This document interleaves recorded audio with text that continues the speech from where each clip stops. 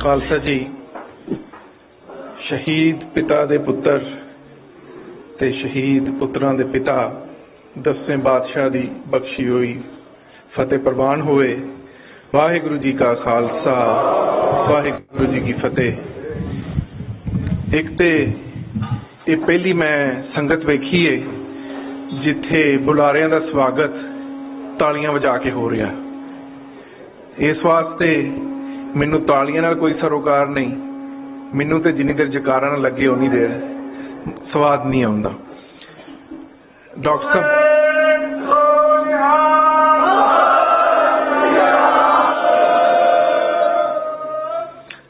साहब TV 84 मैं क्योंकि इतिहास पढ़िया, इतिहास बनता वेख्या और अज असी जिस समय च रह रहे हैं ये भी एक इतिहासिक समा है। आने वाला कल नूं जिहड़ा तारीख का लेखक होएगा वो जब सिख कौम का इतिहास लिखेगा तो यह जरूर लिखेगा कि पाकिस्तान बनाने विच जिहड़ा किरदार चौधरी रहमत अली ने अदा किया वो अज डॉक्टर अमरजीत सिंह अदा कर रहे हैं। क्यों? चौधरी रहमत अली तुसी बहुते ना जानते होवो। चौधरी रहमत अली वो शख्सियत ने जिन्हें पाकिस्तान का नक्शा बनाया, जिन्हें पाकिस्तान का नां रखिया। जिस वेले पाकिस्तान का नां कोई नहीं सी लैंदा, जिस वेले कायदे आज़म इकबाल ने भी हजे पाकिस्तान की गल नहीं सी कीती, कैम्ब्रिज दे विच रहने वाले चौधरी रहमत अली ने उस जमाने पाकिस्तान के नक्शे बनाए, अपने हत्थां नाल ठंडियां रातां च बह के पंफलेट लिखे और लोकां च वंडे। वही काम अज डॉक्टर अमरजीत सिंह और TV 84 कर रहा। बहुत सारे लोग मेरे समेत जो असी खालिस्तान की गल करने तो लोग उन्होंने हासोहीनी गल समझ के, सिख संगत ही बहुत सारी समझती भी ये तो एक गल ही कर रहे हैं। मैं याद दवा दिया कि 1930 1940 जे तुहानू मेरी गल ते यकीन नहीं तो कुछ बजुर्ग हजे भी जिउंदे ने, जब हिंदुस्तान च नारा लगता सी बन के रहेगा पाकिस्तान बट के रहेगा हिंदुस्तान, तो लोग उन्होंने मजाक समझते सन। जिन्ना साहब ने जब पाकिस्तान बनाने की गल की तो लोगों ने कहा यह दीवाने का ख्वाब है, पर वक्त ने साबित किया क्योंकि उस नारे च सच्चाई सी, वो नारा सच साबित होया। अज जब खालिस्तान जिंदाबाद का नारा लगता तो यकीन रखो कि खालिस्तान होंद च जरूर आवेगा।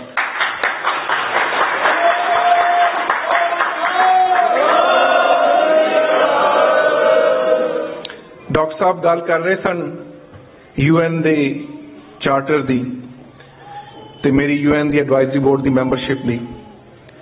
इस साल दे शुरू च UN ने एक इकट्ठ किया बैरूत UN के जिहड़े एक्सपर्ट्स ने उन्हां दा, क्योंकि UN का चार्टर तो 1948 का बनया।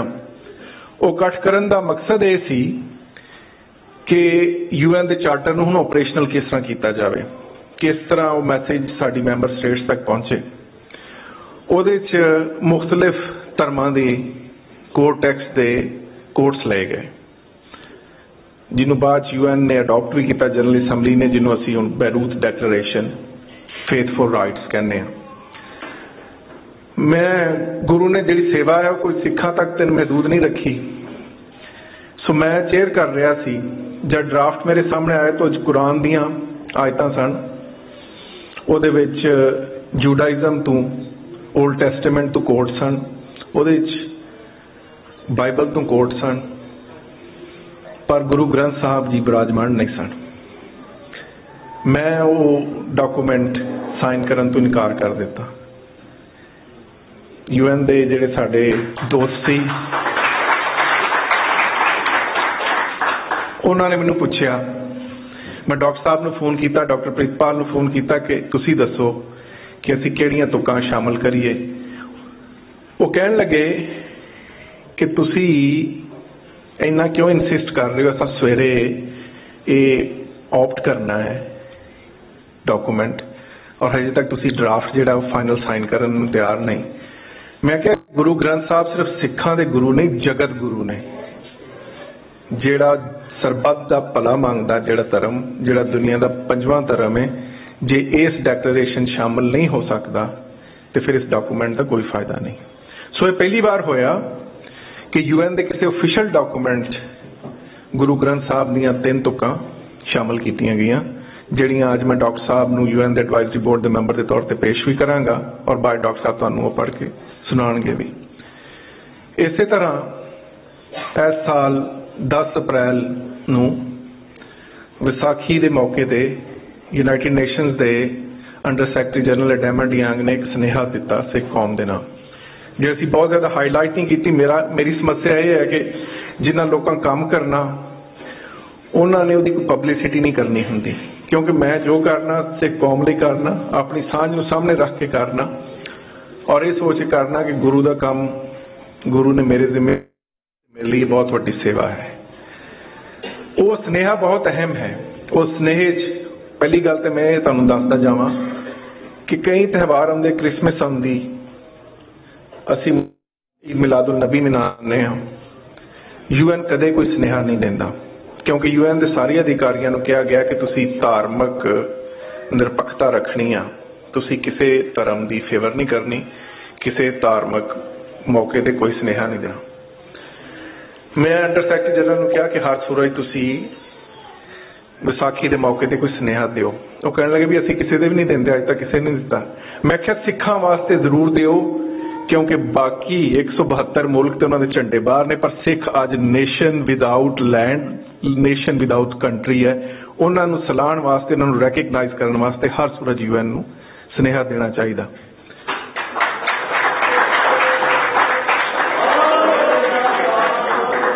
ਉਹ ਸੁਨੇਹਾ ਡਾਕਟਰ ਸਾਹਿਬ ਨੇ ਆਪਣੇ TV ਤੇ ਵੀ ਵਿਖਾਇਆ ਸੀ। UN ਦੇ ਅੰਡਰ ਸੈਕਟਰੀ ਜਨਰਲ ਨੇ ਬਹੁਤ ਸੋਹਣੀ ਗੱਲ ਕੀਤੀ, ਜਿਹੜਾ ਆਉਣ ਵਾਲੇ ਇਤਿਹਾਸ ਦੇ ਵਿੱਚ ਲਿਖਿਆ ਜਾਏਗਾ।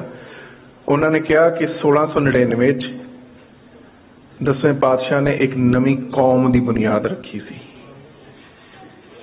ਔਰ ਜੋ ਸਿੱਖੀ ਦੀ ਵਿਚਾਰਧਾਰਾ ਹੈ, ਜੋ ਗੁਰੂ ਗ੍ਰੰਥ ਸਾਹਿਬ ਦਾ ਸੁਨੇਹਾ ਹੈ, ਉਹੀ UN ਚਾਰਟਰ ਦੇ ਵਿੱਚ ਹੈ। ਇਹ ਬਹੁਤ ਵੱਡੀ ਗੱਲ ਹੈ। ਅੱਜ ਸਿੱਖਾਂ ਨੇ ਇਸ ਗੱਲ ਨੂੰ ਭਾਵੇਂ ਸਮਝਿਆ ਹੋਵੇ ਜਾਂ ਨਾ ਸਮਝਿਆ ਹੋਵੇ, ਅੱਜ ਉਹ ਮੈਸੇਜ UN ਦੇ ਆਫੀਸ਼ੀਅਲ ਡਾਕੂਮੈਂਟ ਤੇ ਇਸ ਚੀਜ਼ ਦਾ ਪ੍ਰਚਾਰ ਕਰ ਰਿਹਾ ਕਿ ਜੋ UN ਦਾ ਚਾਰਟਰ ਹੈ ਉਹ ਗੁਰੂ ਗ੍ਰੰਥ ਸਾਹਿਬ ਤੇ ਆਧਾਰਿਤ ਹੈ। ਸੋ ਅਸੀਂ ਪੂਰੀ ਕੋਸ਼ਿਸ਼ ਕਰਦੇ ਹਾਂ ਕਿ ਜਿਹੜੀ ਇਹ ਨੇਸ਼ਨ ਵਿਦਆਊਟ ਸਟੇਟ ਹੈ, ਇਹਦੀ ਗੱਲ ਜਾਰੀ ਰੱਖੀ ਜਾਏ। ਇਸ ਸਾਲ ਦੇ ਸ਼ੁਰੂ 'ਚ ਜਦ ਮੇਰੀ report United States commission on international religious freedom ਨੇ ਛਾਪੀ, constitutional and legal challenges faced by the minorities in India, ਤੇ ਇਹਦਾ ਭਾਰਤ ਸਰਕਾਰ ਨੂੰ ਬੜਾ ਦੁੱਖ ਹੋਇਆ। ਸਭ ਤੋਂ ਪਹਿਲਾਂ ਤੇ ਉਹਨਾਂ ਦੀ ਮਿਨਿਸਟਰੀ ਆਫ ਫੋਰਨ ਅਫੇਅਰਸ ਨੇ ਦਿੱਲੀ 'ਚ ਪ੍ਰੈਸ ਕਾਨਫਰੰਸ ਕਰਕੇ ਮੇਰੀ ਰਿਪੋਰਟ ਨੂੰ ਰਿਜੈਕਟ ਕੀਤਾ। ਉਹਦੇ ਬਾਅਦ ਇੱਕ ਲੰਮਾ ਪ੍ਰੋਪੋਗੈਂਡਾ ਇੱਥੇ ਸ਼ੁਰੂ ਕੀਤਾ ਗਿਆ। ਇੱਥੇ ਜਿਹੜੀ ਹਿੰਦੂ ਅਮਰੀਕਨ ਫਾਊਂਡੇਸ਼ਨ ਹੈ, ਉਹਨਾਂ ਨੇ ਉਹਨਾਂ ਦੀ ਜਿਹੜੀ US ਕਾਂਗਰਸ ਦੀ ਇੰਡੀਅਨ ਕਾਕਸ ਦੀ ਚੇਅਰ ਹੈ ਤੁਲਸੀ ਗੈਬਾਰਡ, ਕਾਂਗਰਸ ਵੂਮਨ, ਉਹਨੂੰ ਕਿਹਾ ਵੀ ਕਾਂਗਰਸ ਇੱਕ ਪਟੀਸ਼ਨ ਪਾਓ ਵੀ ਡਾਕਟਰ ਚੀਮਾ ਤੇ ਟੈਰਰਿਸਟ ਸਿੰਪਥਾਈਜ਼ਰ ਨੇ, ਇਹ ਹਮੇਸ਼ਾ ਸਿੱਖ ਹੋਮਲੈਂਡ ਦੀ ਗੱਲ ਕਰਦੇ ਨੇ। ਸੈਨ ਫਰਾਂਸਿਸਕੋ 'ਚ ਮੇਰੀ ਜਿਹੜੀ ਸਪੀਚ ਸੀ ਖਾਲਿਸਤਾਨ ਤੇ, ਉਹਦੀਆਂ ਟਰਾਂਸਲੇਸ਼ਨਾਂ ਕਰਾ ਕੇ ਕਾਂਗਰਸ ਦੇ ਮੁਖਤਲਿਫ ਜਿੰਨੇ ਮੈਂਬਰ ਸੀ ਉਹਨਾਂ 'ਚ ਵੰਡੀਆਂ ਗਈਆਂ। ਤੇ ਮੈਂ ਨਾਲੇ ਵੀ ਲਿਖਿਆ ਗਿਆ ਕਿ ਟਰੋਜਨ ਹੋਰਸ ਇਨ ਦਾ ਟਰੰਪ ਐਡਮਿਨਿਸਟ੍ਰੇਸ਼ਨ, ਵੀ ਇਸ ਤਰ੍ਹਾਂ ਦੀ ਰਿਪੋਰਟ ਯੂਨਾਈਟਿਡ ਸਟੇਟ ਡਿਪਾਰਟਮੈਂਟ ਦੇ ਇੱਕ ਆਫੀਸ਼ੀਅਲ ਡਿਪਾਰਟਮੈਂਟ ਤੋਂ ਕਿਸ ਤਰ੍ਹਾਂ ਛਪ ਗਈ। ਜਦ ਮੈਨੂੰ ਕਿਸੇ ਨੇ ਪੁੱਛਿਆ, ਫਿਰ ਬਾਅਦ UN 'ਚ ਵੀ ਚਿੱਠੀਆਂ ਘੱਲੀਆਂ ਗਈਆਂ ਕਿ ਤੁਹਾਡੇ ਐਡਵਾਈਜ਼ਰੀ ਬੋਰਡ ਤੇ ਇੱਕ ਟੈਰਰਿਸਟ ਸਿੰਪਥਾਈਜ਼ਰ ਬੈਠਾ, ਇਹ ਤੇ ਟੈਰਰਿਸਟ ਦੀ ਹਮਾਇਤ ਕਰਦਾ, ਇਹ ਖਾਲਿਸਤਾਨ ਦੀ ਗੱਲ ਕਰਦਾ। ਮੈਂ ਉੱਥੇ ਬੜੇ ਧੜੱਲੇ ਨਾਲ ਕਿਹਾ ਸੀ। ਮੈਨੂੰ ਬਹੁਤ ਸਾਰੇ ਸਿੱਖ ਦੋਸਤ ਮੇਰੇ ਵੀ ਕਈ ਵਾਰੀ ਡਰ ਜਾਂਦੇ ਨੇ, ਕਹਿੰਦੇ ਡਾਕਟਰ ਸਾਹਿਬ ਇਹ ਤੇ ਕੰਮ ਬੜਾ ਖਰਾਬ ਹੋ ਗਿਆ। ਮੈਂ ਕਿਹਾ ਡਾਕਟਰ ਸਾਹਿਬ ਨੇ ਕਿਸੇ ਕੋਲ ਕੁਛ ਨਹੀਂ ਲੈਣਾ, ਜਿੰਨੀ ਦੇਰ ਗੁਰੂ ਨੇ ਮੇਰੀ ਜ਼ਿੰਮੇਵਾਰੀ ਲਾਈ ਹੈ ਮੈਂ ਅਦਾ ਕਰਦਾ ਰਵਾਂਗਾ।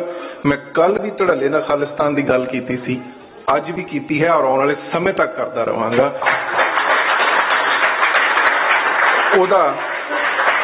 ਉਹਦਾ ਕਾਰਨ ਕੀ ਹੈ? ਖਾਲਿਸਤਾਨ ਇੱਕ ਲੈਜੀਟੀਮੇਟ ਕਾਜ਼ ਹੈ। ਯੂਨਾਈਟਿਡ ਨੇਸ਼ਨਸ ਦੇ ਦੋਸਤਾਂ ਨੂੰ ਮੈਂ ਬਰੀਫ ਕਰਦਿਆਂ ਹੋਇਆਂ ਕਿਹਾ ਕਿ UN ਦਾ ਚਾਰਟਰ ਬਣਿਆ 1948 'ਚ। ਉਸ ਤੋਂ ਪਹਿਲਾਂ ਇੱਕ ਡਮਬਾਰਟਨ ਪ੍ਰਪੋਜ਼ਲ ਜਿਹਨੇ UN ਦੀ ਬੁਨਿਆਦ ਰੱਖੀ, ਉਹਦਾ ਬੁਨਿਆਦੀ ਪ੍ਰਿੰਸੀਪਲ ਹੈ ਰਾਈਟ ਆਫ ਸੈਲਫ ਡਿਟਰਮੀਨੇਸ਼ਨ।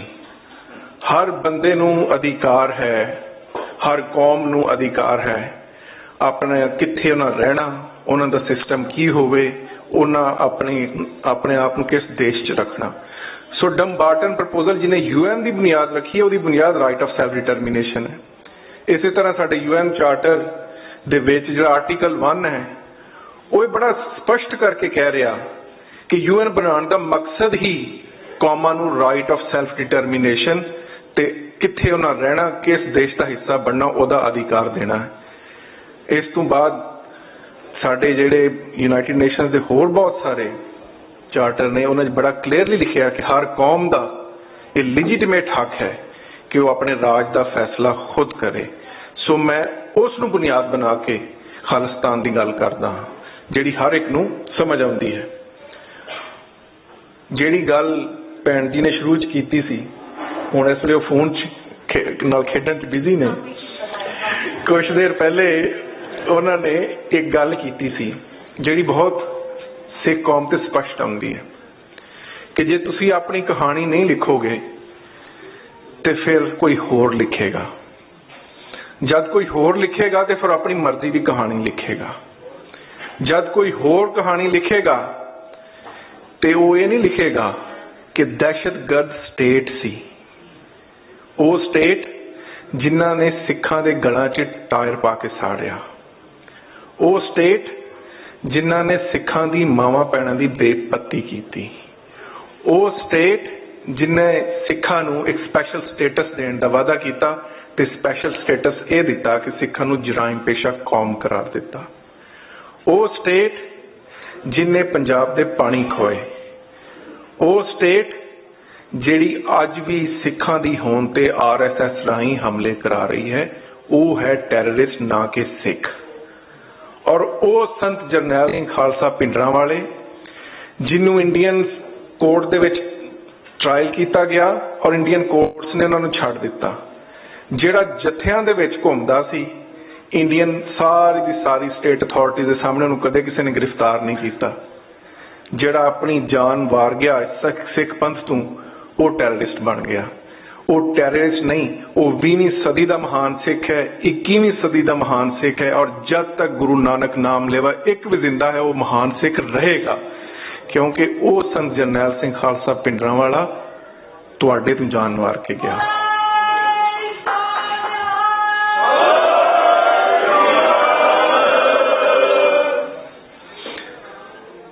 ਮੈਨੂੰ ਨਾ ਕਿਹਾ ਜਾਵੇ ਕਿ ਤੁਹਾਡੇ ਕੋਲ ਕੁਝ ਮਿੰਟ ਬਾਕੀ ਨੇ, ਮੈਂ ਸਿਰਫ ਕੁਝ ਬੇਨਤੀਆਂ ਕਰਨਾ ਚਾਹੁੰਦਾ, ਖਾਸ ਤੌਰ ਤੇ ਆਪਣੇ ਬੱਚਿਆਂ ਨੂੰ। ਜਦ ਅਸੀਂ ਖਾਲਿਸਤਾਨ ਦੀ ਗੱਲ ਕਰਨੇ ਹਾਂ ਤਾਂ ਕਈ ਵਾਰੀ ਡਰ ਜਾਂਦੇ ਹਾਂ। ਇੱਕ ਤੇ ਬਿਲਕੁਲ ਨਾ ਡਰੋ, ਕਿਉਂ 1943 ਚ ਦੁਨੀਆ ਦੇ ਮੁਲਕਾਂ ਦੀ ਤਾਦਾਦ 42 ਜਾਂ 44 ਸੀ ਜਦੋਂ ਲੀਗ ਆਫ ਨੇਸ਼ਨ ਬਣੀ। 1973 ਦੇ ਵਿੱਚ ਉਹ ਤਾਦਾਦ ਵੱਧ ਕੇ 177 ਹੋ ਚੁੱਕੀ ਸੀ।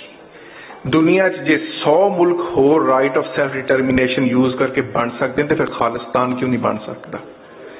ਉਹਨਾਂ ਨੂੰ ਵੀ ਲੋਕਾਂ ਨੇ ਟੈਰਰਿਸਟ ਕਿਹਾ, ਉਹਨਾਂ ਨੂੰ ਵੀ ਲੋਕਾਂ ਨੇ ਵੱਖਵਾਦੀ ਕਿਹਾ। ਜੇ 100 ਹੋਰ ਕੌਮਾਂ ਆਪਣੀ ਹੋਂਦ ਦੀ ਬੁਨਿਆਦ ਤੇ ਬਣ ਸਕਦੀਆਂ ਨੇ ਤੇ ਫਿਰ ਖਾਲਿਸਤਾਨ ਵੀ ਬਣ ਸਕਦਾ ਹੈ। ਪਰ ਸਾਡੇ ਕੋਲ ਉਹਦਾ ਜਿਹੜਾ ਕੰਟੈਕਸਟ ਹੈ, ਜਿਹੜਾ ਦੁਨੀਆ ਨੂੰ ਦੱਸਣ ਦਾ ਤਰੀਕਾ ਹੈ, ਉਹ ਸ਼ਾਇਦ ਬਿਹਤਰ ਕਰਨ ਦੀ ਲੋੜ ਹੈ। ਪਹਿਲੀ ਗੱਲ ਇਹ, ਅੱਜ ਮੈਂ ਤੁਹਾਡੇ ਕਿਸੇ ਨੇ ਪੁੱਛ ਲਾਂ ਜੀ ਖਾਲਿਸਤਾਨ ਦੀ ਬੁਨਿਆਦ ਕੀ ਹੈ, ਤੇ ਮੈਨੂੰ ਇੱਕ ਜਵਾਬ ਮਿਲਣਾ 84 ਚ ਸਿੱਖਾਂ ਦਾ ਘੱਲੂਕਾਰਾ ਹੋਇਆ, ਦਰਬਾਰ ਸਾਹਿਬ ਦੀ ਬੇਹੁਰਮਤੀ ਹੋਈ, ਇਸ ਵਾਸਤੇ ਖਾਲਿਸਤਾਨ ਚਾਹੀਦਾ। ਇਹ ਇੱਕ ਕੌਜ਼ ਹੈ। ਇਹ ਯਾਦ ਰੱਖੋ, ਜਦੋਂ ਵੀ ਕਿਸੇ ਕੌਮ ਦੇ ਖਿਲਾਫ ਐਟਰੋਸਿਟੀ ਕ੍ਰਾਈਮਸ ਹੁੰਦੇ ਨੇ, ਉਹਦੇ ਨਾਲ ਦੇਸ਼ ਕਦੇ ਨਹੀਂ ਬਣੇ। ਉਹ ਇਵੈਂਟ ਇੱਕ ਜਿਹਾ ਹੁੰਦਾ ਜਿਹਨੂੰ ਬੁਨਿਆਦ ਬਣਾ ਕੇ ਤੁਸੀਂ ਅੱਗੇ ਲੈ ਜਾ ਸਕਦੇ ਹੋ, ਪਰ ਸਿਰਫ ਇੱਕ ਇਵੈਂਟ ਨੂੰ ਜਾਂ ਕੌਮ ਦੀ ਕੁਰਬਾਨੀ ਨੂੰ ਜਾਂ ਘੱਲੂਕਾਰੇ ਨੂੰ ਬੁਨਿਆਦ ਬਣਾ ਕੇ ਦੇਸ਼ ਦਾ ਮੁਤਾਲਬਾ ਨਹੀਂ ਕੀਤਾ ਜਾ ਸਕਦਾ। ਸੋ ਮੈਂ ਆਪ ਦੇ ਸਾਹਮਣੇ 2-3 ਚੀਜ਼ਾਂ ਰੱਖਣਾ ਚਾਹੁੰਦਾ ਤਾਂ ਕਿ ਜੇ ਕੱਲ ਕਿਸੇ ਨਾਲ ਗੱਲ ਕਰੋ ਤੇ ਧੜੱਲੇ ਨਾਲ ਕਰੋ। ਪਹਿਲੀ ਗੱਲ ਜਿਹੜੀ ਮੈਂ UN ਚਾਰਟਰ ਦੀ ਕੀਤੀ ਹੈ, ਆਰਟੀਕਲ 1 ਹਰ ਕੌਮ ਨੂੰ ਆਪਣੇ ਦੇਸ਼ ਦਾ ਆਪਣੇ ਰਾਈਟ ਆਫ ਸੈਲਫ ਡਿਟਰਮੀਨੇਸ਼ਨ ਦਿੰਦਾ। ਦੂਸਰਾ, ਹਿਸਟੋਰੀਕਲ ਕੰਟੈਕਸਟ। हिस्टोरिकल कॉन्टैक्स्ट ये है कि सिख कौम जिस हिंदुस्तान के नक्शे च अज कैद है वो कदे भी एक मुल्क नहीं रहा। लोग कहते हैं ना भी हिंदुस्तान एक मुल्क है, बड़ी दे एक हवा बनाया हुआ जी, बड़ी सदियों तो कोई मुल्क है। हिंदुस्तान कदे भी एक देश नहीं सी। ਉਹਦੇ ਚ बहुत सारे रियासतां, बहुत सारे राजे, बहुत सारे राज सन। सिर्फ एक अंग्रेज के राज इस तरह होया कि हिंदुस्तान एक ब्रिटिश एम्पायर के झंडे थले आया। औरंगजेब वर्गा रूलर जिहदे जमाने च इन्ना राज मुगलों का एक्सपैंड होया, वो हिंदुस्तान को इकट्ठा नहीं कर सकिया। अशोक वर्गा राजा हिंदुस्तान को एक मुल्क नहीं बना सकिया। सो हिंदुस्तान एक तो कदे मुल्क नहीं रहा। इस वास्ते सिख कौम नूं हक है, क्योंकि उन्होंने को राज करने का मॉडल है, कि वो इस हिस्टोरिकल कॉन्टैक्स्ट नूं वरत के अपने राज की गल करन। दूसरी गल ये है कि जिहड़ा आइडियोलॉजिकल बेस है खालिस्तान का, वो बड़ा सादा और साफ है। वो ये है कि खालिस्तान की बुनियाद किसी संत जरनैल सिंह खालसा भिंडरांवाले ने नहीं रखी। संतां दियां मैं सारियां स्पीचां सुनियां, उन्होंने खालिस्तान का शब्द मैं तो उन्होंने कितने वरतदियां एडा एक्सटेंसिवली वेख्या नहीं। हाँ, उन्होंने ये जरूर कहा जे दे देणगे तो लै लांगे, कदे उन्होंने गल नहीं की। खालिस्तान की बुनियाद रखण वाले गुरु साहिबान खुद हैं। वो गुरु जिन्हां ने बाबर नूं जाबर किया, वो गुरु जिन्हां ने तीसर पंथ की बुनियाद रखी, वो गुरु जिन्हां ने मुगल सरकार नूं जिजिया देण तो इनकार किया, वो गुरु जिन्हें अपने 10वें पातशाह जिन्हां ने खालसा पंथ की साजना की, वो खालिस्तान की बुनियाद रख गए हैं, ना कि 84 इसकी बुनियाद रखी गई। सो तुहाडी जिहड़ी आइडेंटिटी है, तुसी ऐसी कौम नाल किस तरह रह सकते हो? तुसी एक ओंकार ते यकीन रखने वाली कौम, और दूसरे पासे एक उत्थे दी वड्डी गिनती जिहदे लखां देवी देवता।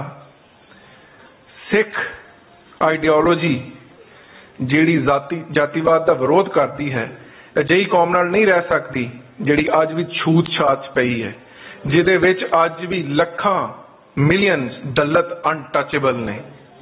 उन्हां वास्ते कौम किस तरह वसे? और जिस कौम का जनू गुरु नानक ने नहीं पाया, उस कौम नाल सिख कौम का गुजारा ना पहला होया है, ना हुण होना है, ना ही आने वाले समय च होना है। दूसरी गल, तुहाडी पोलिटिकल और कॉन्स्टिट्यूशनल बेस की है खालिस्तान की? वो बड़ी साफ जी है। सिखां दे कोल अपनी रियासत सी, राज करन दा विरसा सी, और कॉन्स्टिट्यूशनली जिहड़े वितकरे सिखां नाल अज तक भारत सरकार करदी आई है, उहदे नाल बड़ा वाज़े है कि सिख जद तक अपने होमलैंड च नहीं बसदे, उन्हां दा कोई पीसफुल रेजोल्यूशन नहीं हो सकता भारत च। अज भी धारा 25(2)(b) सब क्लॉज 2 की एक्सप्लेनेशन सिखां नूं केशाधारी हिंदू दसदी है। सिर्फ गल इत्थे तक नहीं है। मैं अपनी रिपोर्ट च बड़ा क्लीयरली एनालिसिस किया कि कॉन्स्टिट्यूशनली सिखां दी होंद नूं बचाउण दी क्यों लोड़ है, क्योंकि उहदे हेठ जिहड़े सिख आनंद कारज करते हैं, उन्हां दियां मैरिजेस अज भी हिंदू मैरिज एक्ट के हेठ रजिस्टर होंदियां। सिखां दी जिहड़ी राइट ऑफ पोजैशन है, वो अज भी उस 25(2)(b) एक्सप्लेनेशन 2 नूं बुनियाद बना के विरासत का कानून हिंदू का चलदा। सो कॉन्स्टिट्यूशनल वितकरा इन्ना है कि सिखां दी होंद बचाउण वास्ते हर सूरत सिखां नूं अपने वखरे देश की लोड़ है। कई साडे सज्जण प्रचारक इंदी गल करते हैं कि विदन द इंडियन कॉन्स्टिट्यूशन साडे वास्ते सेफ गार्ड मौजूद ने, असी उहदे चों ही कुछ ना कुछ प्राप्ति कर सकते हैं। मैं उन्होंने याद दिवाना चाहना, वो खूनी वक्त याद करो जद पंजाब च असीं तो कहने ना, मैं लोगों को कहना अपना नैरेटिव बदलो। सिख जेनोसाइड सिर्फ नवंबर 84 च नहीं हुई, नवंबर 84 च शुरू हुई सी। 84 तो लैके 95 तक जिस तरह सिखां नूं बेदर्दी नाल कतल किया गया, जिस तरह पंजाबी नौजवानी का कतलेआम किया गया, वो पूरे का पूरा जेनोसाइड का पीरीयड है। जे कॉन्स्टिट्यूशन की गल करते हो तो इंडिया की धारा 21 कॉन्स्टिट्यूशन की हर बंदे नूं राइट ऑफ लाइफ देंदी है, पर उसे कॉन्स्टिट्यूशन दे विच 1988 दे विच सिर्फ अद्धे घंटे दे विच इंडियन पार्लीमेंट ने अमेंडमेंट 59 इंट्रोड्यूस करवा के पंजाब नूं डिस्टर्ब एरिया करार के बगैर किसी कोर्ट के ऑर्डर के पुलिस मुकाबलियां झूठे पुलिस मुकाबलियां दे विच सिखां दा कतलेआम उन्हां दी जेनोसाइड कीती और पति और तरन तारण दियां मैस क्रीमेशन साइट्स जिन्हों खालड़ा साहब ने लभ्या ਉਹਦੇ ਵਿੱਚ अनेका ही सिख जिंदा साड़ दिते गए। सो ਜਿਹੜੇ लोग ये समझते हैं कि भारत के संविधान के हेठ उन्हों का कुछ बन सकता वो कदे नहीं बनना। तीसरा परसपैक्टिव खालिस्तान का की है रीजनल पॉलिटिक्स। जिस खिते च सिख वसते ने उत्थे अज की हो रहा, सिख कौम 3 न्यूक्लीयर स्टेट्स के मूहरे बैठी। Pakistan nuclear state, India nuclear state, China nuclear state. ये 3 न्यूक्लीयर स्टेट्स एक दूसरे ने बड़ी बारी अपने सिंग अड़ा चुकियां ने। इंडिया की चाइना नाल वॉर हो चुकी, इंडिया पाकिस्तान की वॉर हो चुकी। हुण जिस पासे कन्फ्रंटेशन चल रही है एक होर वॉर हो सकती है। सिख कौम बैठी बॉर्डर ते न्यूक्लीयर स्टेट्स ते और जिन्हों ने सिखा का पहला घलूकारा किया वॉर हिस्टीरिया जे फिर जंग शुरू कर दें दोवां पासियों कोई एक भी पंजाब ते अगर एटम बंब सुट दे तो सिखां दी होंद मुक जाएगी। कदे किसी ने नहीं सोचा कि 47 जो कुछ होया कदे हो जाएगा। सिख मुसलमान बड़े सुख नाल पंजाब च वसते सन, पर जिस वेले पार्टीशन अनाउंस हुई तो उन्होंने बैकडेट कराने वाली उस वक्त की हिंदू लीडरशिप अंग्रेज ने 1948 हिंदुस्तान च निकलना सी, 47 नहीं निकलना। 10 अगस्त 1947 को पार्टीशन प्लान अनाउंस कराया गया। पंजाब च कटवट क्यों हुई? सिर्फ इस वास्ते क्योंकि लोगों को पता नहीं सी कि बाउंड्री कित्थे आनी है, हदबंदी कित्थे की जानी है। सो वो कौम जिन्हें इस तरह की सियासत करके पंजाब का कतलेआम करवा दिता, सिखां नूं मुसलमानां कोलों मुसलमानां नूं सिखां कोलों मरवा दिता, उन्हां वास्ते कोई दूर नहीं कि वह पंजाब ते एटम बम सुट के सिखां की पूरी नस्ल मुका देण। जरा इतिहास नज़र मार के वेखो। मैनू लोग बहुत बारी पूछते हैं डॉक्टर साहब तुहानूं सिखां दा बड़ा फिक्र रहिंदा, ओहदा मैं जवाब इस तरह देना हुन्ना कि मैनूं सिखां दा फिक्र इस वास्ते रहिंदा क्योंकि मैं इस खिते का इतिहास पढ़िया। जिथे सिख धर्म जन्मिया है, सिख धर्म तो पहला होर 2 धर्म जन्मे सी, बुद्ध मत ते जैन मत, पर उत्थे दी वड गिनती ने बुद्धां ते जैनियां नूं मार कुट के उत्थों कढ़ दिता है। आज वो धर्म थाईलैंड च राज करता है, साउथ कोरिया च मिल जाएगा पर हिंदुस्तान च नहीं मिलेगा। जे बुद्धां ते जैनियां नाल ये हो सकता है तो सिख कोई एक्सैप्शन नहीं। सो इस वास्ते सिखां दी होंद बचाउण दा इक्को ही तरीका है कि सिख अपनी आइडेंटिटी नूं बुनियाद बना के अपने कार का मुतालबा करन। इकनॉमिक बेसिस खालिस्तान दी पंजाब जिन्हों सोने की चिड़िया कहा जाता सी, जिहड़ी फर्टाइल लैंड सी, जिन्हों कई लुटेरिया ने लुटिया पर पंजाब मुक्का नहीं, जिहड़ा बार बार लुटिया गया पर फिर भी पंजाब की स्ट्रेंथ खत्म नहीं हुई। उस पंजाब नूं कई टोटियां च वंडिया गया, उस पंजाब के पानी खोए जा रहे हैं, उस पंजाब की डेमोग्राफी चेंज की जा रही है। आज जिहड़ी किसानी दी उत्थे किसानां दी इन्नी बुरी हालत है, इन्नी खुदकुशी है, ये पंजाब ने कदे नहीं सी वेखी। जे अज उस पंजाब च खालसे दा राज कायम होए तो पंजाब फिर सोना उगल सकता है। सो जब तक ये नहीं हुंदा तुहाडी डेमोग्राफी चेंज हो गई। पार्टीशन के नतीजे दे विच 35% सिख कम्यूनिटी अपने घरों तो डिसप्लेस हुई और फिर पंजाब नूं मजीद वंडिया गया। उहदे कुछ टोटे हरियाणा नूं, कुछ राजस्थान नूं दिते गए। नहरां निकलन पंजाब च ते पानी देण वो हरियाणे नूं। अगर ये डेमोग्राफी इस तरह चेंज होंदी रही और मुसलमान बहुत रोना रोंदे ने ना इसराइल का कि उत्थे लिया के यहूदियों की वसूं कराई गई, यही काम इंडियन सरकार ने पंजाब च कीता है। होर इलाकिਆਂ चों लिया के हिंदुआं नूं पंजाब च इस वास्ते वसाया गया कि वो सिख जिहड़े उत्थे मेजोरिटी च ने वो माइनॉरिटी च बदल जाण, पंजाब की डेमोग्राफी ही चेंज कर दी जाए। सो ये सारे वो बेसिस ने जिहदे उत्ते असीं खालिस्तान की मांग करने हाँ। और सब तो वड्डी गल अगर दुनिया नूं साउथ एशिया च अमन चाहिदा तो उहदे वास्ते जरूरी है कि उत्थे एक बफर स्टेट बने हिंदुस्तान ते पाकिस्तान के दरम्यान, जिहड़ा इन्हां दोवां मुल्कां दे बॉर्डरां नूं वख-वख कर दे। दोवें मुल्कां दे कोल एटमी हथियार ने, दोवें एक दूसरे नाल जंगां लड़ चुके ने। जे हिंदुस्तान ते पाकिस्तान के दरम्यान एक खालिस्तान बन जाए तो इन्हां दे बॉर्डर वखरे हो जाणगे और जिहड़ा उस खित्ते दे विच एटमी जंग होने का खतरा है वो घट जाएगा। सो ये सारियां साडी बेसिस ने खालिस्तान दियां। हुण कुछ सवालों के जवाब मैं दिंदा जावां, जिहड़े लोग मैनूं भी पुछदे ने ते आम तौर पर खालिस्तानी प्रचारकां सारिਆਂ ਨੂੰ पुछे जाते हैं। इस वास्ते मैं ये कोई FAQ जिहा बनाया है ताकि लोगों के दिमाग क्लीयर हो जाए। पहली गल जिहड़ी ये कीती जाती है जी, जे खालिस्तान होया तो लैंडलॉक स्टेट होएगा, छोटा जिहा होएगा। उहदा जवाब ये है, मैं बहुती डूंघाई च नहीं जाता। जिन्ना साहब नूं किसी ने कहा सी कि तुसीं पाकिस्तान मंगण चले हो, इत्थे अंग्रेज दा राज है, ये छोटा जिहा पाकिस्तान मिलेगा। उन्हें अपनी जेब चों रुमाल दे कढ़ के विखा दिता सी, जे एडा भी मिलेगा तो लै लांगे, क्योंकि देश कौमां दी गैरत दा निशान हुंदे ने, कौम दी होंद दा निशान हुंदे ने, ना कि एक टुकड़ा हुंदा मिट्टी दा। सो लैंडलॉक स्टेट की गल करदे हो, दुनिया च बहुत सारियां लैंडलॉक स्टेट्स ने, सरवाइव करदियां ने, इज्जत नाल करदियां ने। इस वास्ते खालिस्तान छोटा होवे, लैंडलॉक होवे। पंजाब नूं पहले किहड़े समुंदर लगदे सी? महाराजा रणजीत सिंह दे जमाने च कोई समुंदर वगदे सी पंजाब दे आले दुआले?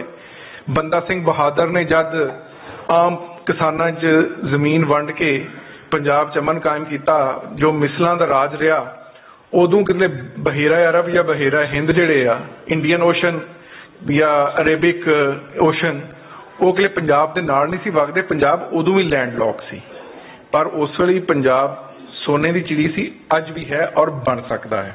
दूसरी गल ये कहा जाता आम तौर पर कि जिहड़े साडे गुरधामां ने, जिहड़े साडे तख्त ने, वो कुछ तख्त इंडिया च रह जाएंगे।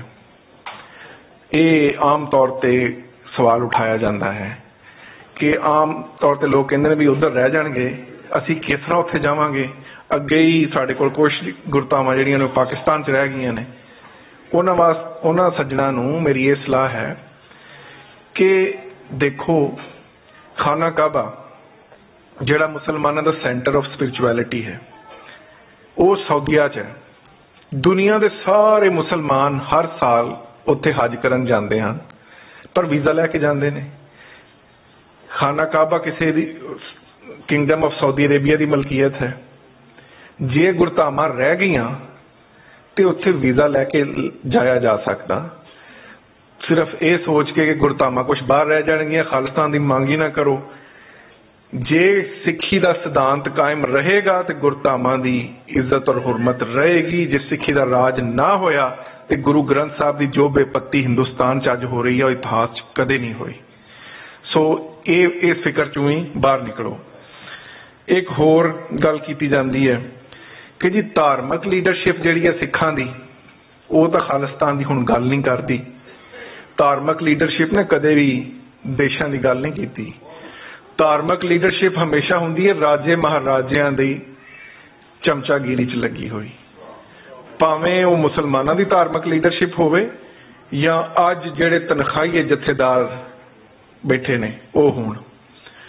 उन्होंने हमेशा राजे महाराजियां दे गीत गाने हुंदे आ, उन्होंने कदे किसी कौम की गल नहीं की। कायदे-ए-आज़म मोहम्मद अली जिन्ना ने जब पाकिस्तान की गल की सी ते उस वक्त की जिहड़ी धार्मिक लीडरशिप सी, अबुल कलाम आजाद होवे, हुसैन अहमद मदनी होवे या मौलाना मौदूदी होवे, उन्होंने कायदे-ए-आज़म नूं काफिर आज़म कहा सी। उन्होंने पाकिस्तान नूं ना पाकिस्तान कहा सी, पर जे उन्होंने बाद पनाह मिली तो उसे पाकिस्तान च मिली। सो ये कहना कि धार्मिक लीडरशिप मंग नहीं करती खालिस्तान की, इस वास्ते नहीं करनी चाहिए। एक होर गल की जाती है कि पंजाब दे विच खालिस्तान की गल उदां चल नहीं रही। पंजाब का खालिस्तान कोई मंग नहीं रहा। जिहड़े कैद ने, जिहड़े भारत के नक्शे च कैद ने, जिहड़े पहला ही कट्टे वड्डे गए ने, उन्हां तों ये आस ना रखो कि वो खालिस्तान की मंग करनगे। उन्हां दा जीना होर भी हराम कर दिता जाएगा। तुसी अज बाहर दे देशां 'च आज़ाद मुल्कां 'च वसदे हो, रीयल डिमोक्रेसी 'च वसदे हो। जिस देश तो मैं वो रीयल डिमोक्रेसी है। उन्होंने स्कॉटलैंड नूं राइट ऑफ सैल्फ डिटरमिनेशन दे के रेफरेंडम का हक दिता। उन्होंने ब्रैगजिट के मामले ते लोगों को राइट ऑफ सैल्फ डिटरमिनेशन दिता, क्योंकि वो एक रियल डिमोक्रेसी है। सो जिहड़े बाहर बैठे ने उन्होंने पता होना चाहिए कि दुनिया 'च जिन्नियां वड्डियां तहरीकां चलियां ने वो इस मुल्क चों चलियां ने। साउथ सुडान की आज़ादी की गल होवे वो इत्थों चली, ईस्ट तैमूर की आज़ादी की गल होवे वो इत्थों चली। सो मैं आस रखदा हाँ पंजाब 'च जिहड़े लोग वसदे ने, जिहड़े सिख वसदे ने, जद और जिन्होंने ये गलतफहमी है ना कि जिहड़ा सिख उत्थे वसदा वो सारा कुछ भुल भुला गया, अपनी होंद नूं भुल गया, असां उहदा घल्लूकारा कर दिता, उहनूं असां नशियां 'च ला के मार दिता। जे वक्त आया तो फिर पता चलेगा कि सिख कौम की है। वो सिख कौम किस तरह खालिस्तान दे नाल नहीं खड़ेगी। हालात ते बनन दिओ, जद वक्त आया तो वो सारे दे सारे तुहाडे नाल खड़नगे, अपनी होंद नूं बचाउण लई खालिस्तान की गल जरूर करनगे, क्योंकि वो इस वक्त कैद ने और इस वक्त आज़ाद नहीं, गुलामी दी जंजीरां 'च जकड़े ने। उन्हां नूं निंदिया ना करो। हुण मेरे कोल कुछ सलाहां ने सिख लीडरशिप वास्ते।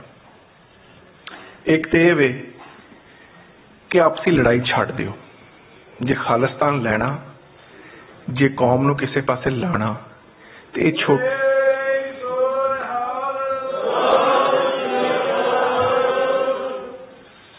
आपसी लड़ाई छड्ड दिओ। हर कौम च डिफरेंस ऑफ ओपीनियन हुंदा, किहड़ी कौम च नहीं हुंदा, पर उन्होंने लड़ाई च बदल लेना ये कोई सियाणप नहीं।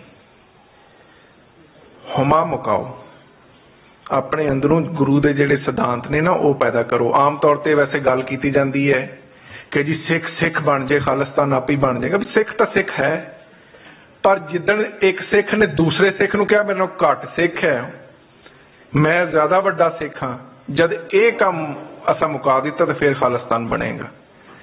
सारी दुनिया अपने धार्मिक गिनती च वाधा करने की फिक्र च है। सिख जिहड़े ने पंथ दे विचों लोकां नूं छेकण च मसरूफ ने। यह फलाना मोना सिख है, इहदा जी सिक्खी नाल की संबंध है।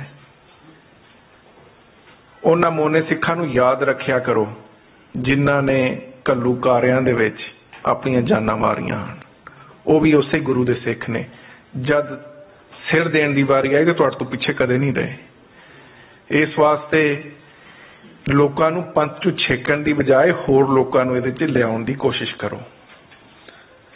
एक होर गल कि जिहड़ी अजकल नॉन इशूज दे उत्ते सिख कौम दे विच सियासत चलदी है, विषय बहुत सारे ने, हर कौम दे हुंदे ने, पर सियाणियां कौमां अपनी प्रायोरिटीज डिटरमिन करदियां कि असी पहला किहड़ी शै विचारनी, दूसरी किहड़ी विचारनी, तीसरी किहड़ी विचारनी।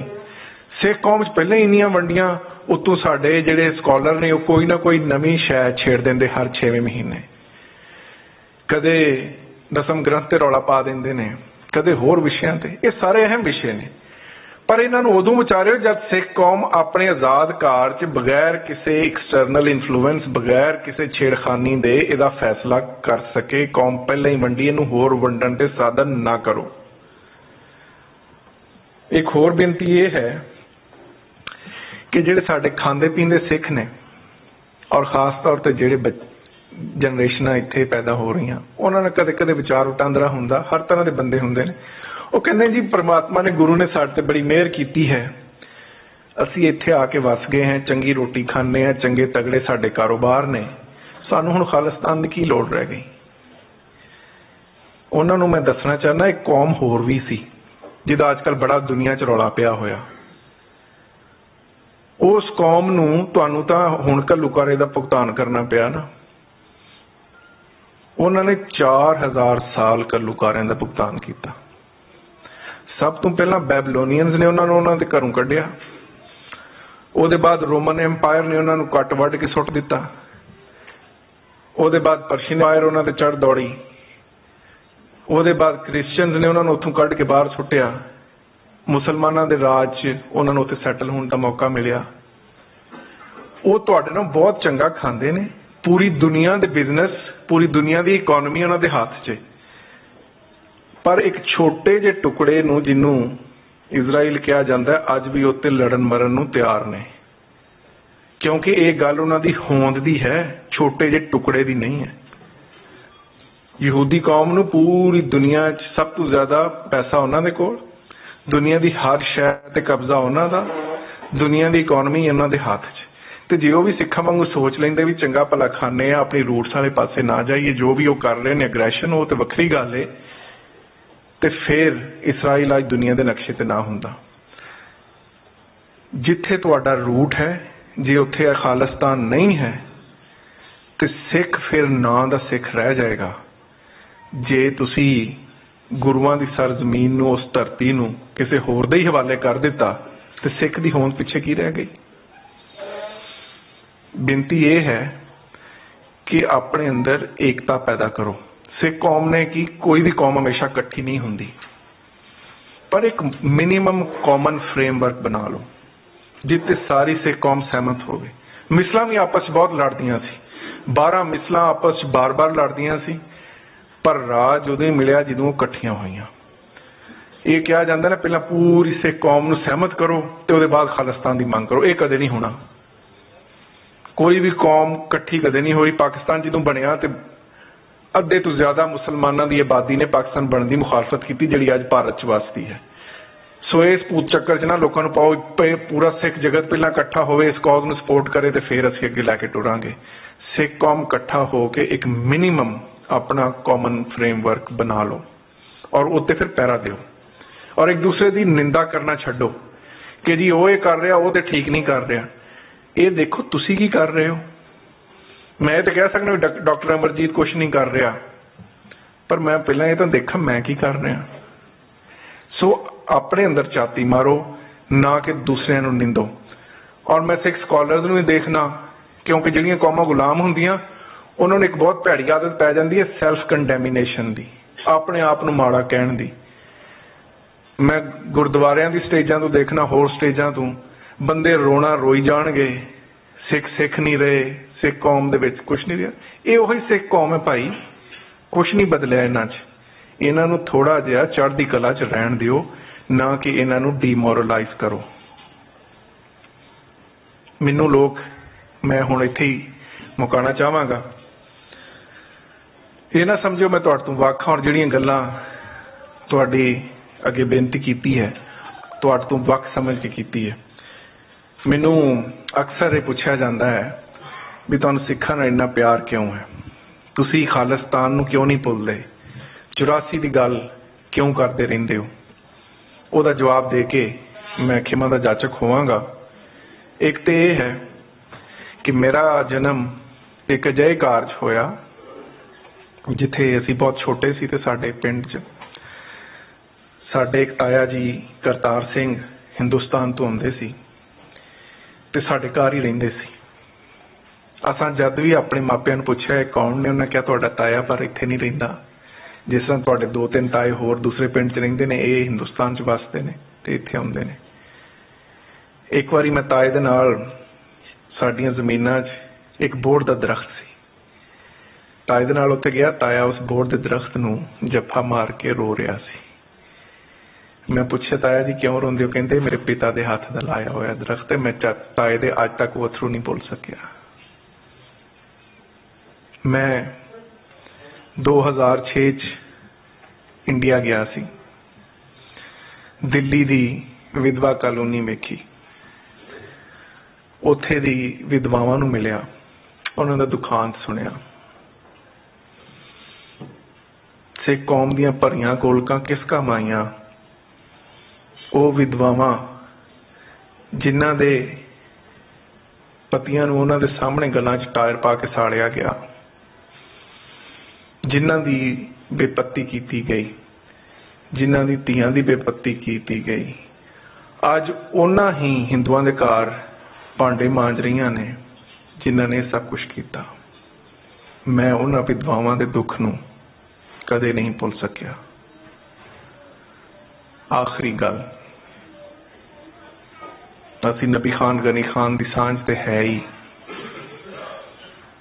ਭਾਈ ਮਰਦਾਨਾ ਜੀ ਤੇ ਗੁਰੂ ਨਾਨਕ ਦੀ ਸਾਂਝ ਤੇ ਹੈ ਹੀ, ਪਰ ਮੇਰੇ ਹੀ ਤੇ ਤੁਹਾਡੀ ਸਾਂਝ ਉਸ ਤੋਂ ਵੱਧ ਹੈ। ਉਹ ਹੈ ਖੂਨ ਦੀ ਸਾਂਝ। ਮੇਰੇ ਵੱਡੇ ਸਿੱਖ ਸਨ। ਧਰਮ ਬਦਲਿਆ ਜਾ ਸਕਦਾ, ਖੂਨ ਨਹੀਂ ਬਦਲਿਆ ਜਾ ਸਕਦਾ। ਸੋ ਜਦ ਵੀ ਕਿਸੇ ਸਿੱਖ ਤੇ ਜ਼ੁਲਮ ਹੁੰਦਾ ਹੈ ਤੇ ਮੇਰੀ ਰਗਾਂ 'ਚ ਖੂਨ ਜੋਸ਼ ਮਾਰਦਾ ਹੈ। ਸੋ ਇੰਨੀਆਂ ਕੋਈ ਤੁਹਾਡੇ ਸਾਹਮਣੇ ਬੇਨਤੀਆਂ ਸਨ। ਜੇ ਸਮਝ ਆ ਗਈਆਂ ਹੋਣ ਤੇ ਮੈਂ ਸਮਝਾਂਗਾ ਕਿ ਮੇਰੇ ਇੱਥੇ ਆਉਣ ਦਾ ਮਕਸਦ ਪੂਰਾ ਹੋ ਗਿਆ। ਵਾਹਿਗੁਰੂ ਜੀ ਕਾ ਖਾਲਸਾ, ਵਾਹਿਗੁਰੂ ਜੀ ਕੀ ਫਤਿਹ।